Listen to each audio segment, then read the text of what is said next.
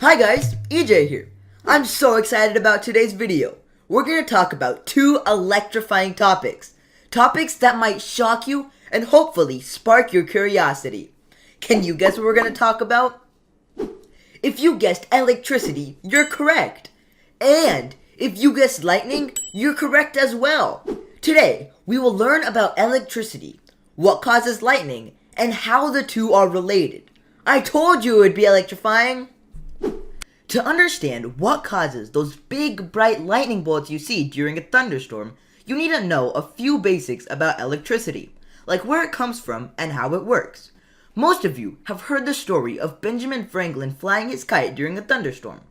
Some people think that Benjamin Franklin discovered or even invented electricity, but that is not true. Electricity, in its most basic form, is a natural form of energy. That means that no human invented electricity. Humans did, however, discover ways to capture electrical energy so we can use it to power many of the items we use in our life. Electricity is all around us. We use it every day to help us light up a room or charge our electronic devices. These are examples of how humans found a way to capture and use electrical energy. But what about electricity in nature? Some animals, most of which live in the ocean, use electricity to survive. For example, when in a dark area, sharks make an electrical field around them to help hunt and detect prey. An electrical eel uses electricity to hunt for food. They'll swim into a large group or school of fish and release electricity to zap their meal. They also use electricity to keep predators away. One electric eel can create enough electricity to kill an animal as big as a cow. Did you know that we have electricity in our bodies? Our nervous system sends teeny tiny electrical signals throughout our body to our brain. This is how our bodies know to keep our hearts beating and our lungs breathing without us having to think about it. Some of you might be wondering how nature creates electrical energy on its own. Well, it starts with one very tiny thing scientists call an atom. Atoms are like the building blocks of the universe. Everything is made of atoms, even you. Atoms are so tiny that even a microscope can't help see them, and scientists need special tools to study them. All atoms contain three important particles: protons, electrons, and neutrons. Protons carry what scientists call a positive charge. Electrons carry a negative charge, and neutrons have a neutral charge. Usually, atoms have the same number of protons and electrons, which means they're balanced.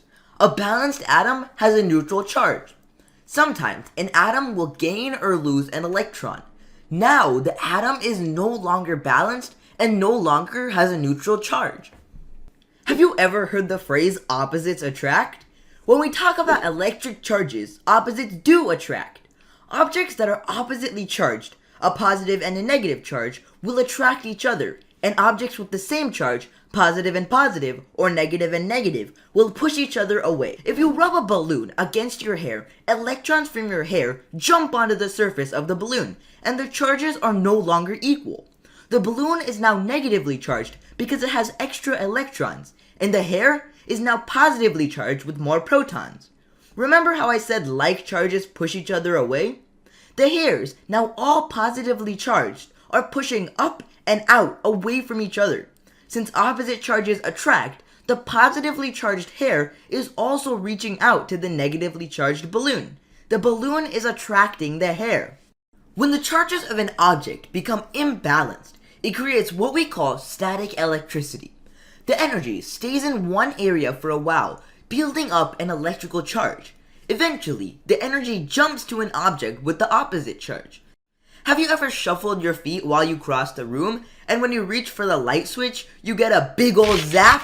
You can thank static electricity for that shocking jolt. Static electricity also causes sparks. A spark is the sudden rush of electrons through the air. Sometimes a spark is small, like when you touch something metal and get shocked. Other times, the static electricity causes a massive, dangerous spark. You've probably seen one of these giant sparks during a thunderstorm. They are better known as lightning. Okay, We've learned about atoms, static electricity, and sparks. Now let's talk about how these things cause lightning. There are two main things needed to make lightning: cold air and warm air.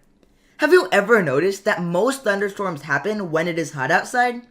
That's because when the ground is hot, it heats the air above it. As the warm air rises, it starts to form clouds. As the clouds get bigger, the water vapor inside starts turning into tiny ice particles. The ice particles start to travel around within the cloud.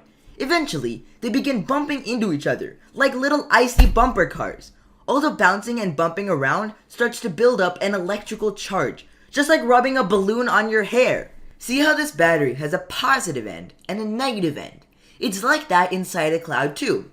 The positive charges go to the top of the cloud, and the negative charges go to the bottom. When the negative charge in the bottom of the cloud builds up enough static electricity, the cloud releases the energy. This sudden rush of electrons jumping through the air and seeking the opposite charge forms a spark. A massive white-hot spark we call lightning. Sometimes electrons find the opposite charge in another cloud. This creates lightning that goes from one cloud to another. Other times, the electrons are attracted to a buildup of positive charges on the ground. The positive and negative charges meet, and a spark of lightning strikes. Well, there you go. Now you know how a buildup of static electricity comes from positively and negatively charged atoms that attract or repel each other. When opposite charges meet, a rush of electrons jumps through the air, causing a spark. That spark can be a small zap from your fingertip to a light switch, or a massive bolt of lightning from a cloud to the ground. So, if Benjamin Franklin didn't discover or invent electricity, why was he outside flying his kite during a thunderstorm? Well, he had a theory, and wanted to prove to the world that lightning is electricity. And as we know now, his theory was correct. Thanks for joining me today. I hope these shocking facts sparked your interest. See you next time.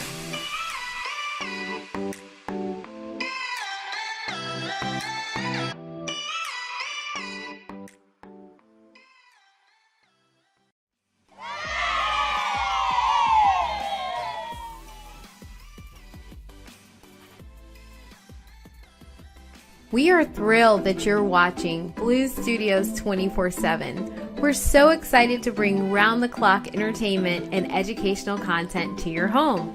Don't forget to hit the subscribe button to stay up to date with our latest videos. At Blues Studios, we aspire to revolutionize the way families spend time together.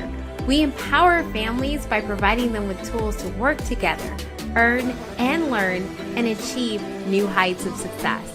Visit www.bluestudios.io to discover more about our mission and how we empower families to succeed. Thank you so much for being part of our community. Keep watching and learning with us. And don't forget to hit that subscribe button.